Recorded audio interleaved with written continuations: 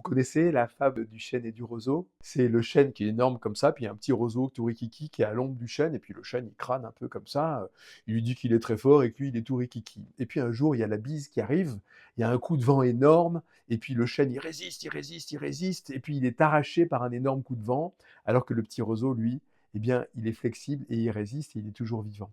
C'est ça l'histoire, c'est de savoir comment on peut s'adapter et comment comprendre celui qui dirige la communication. C'est toujours le plus souple et pas le plus rigide.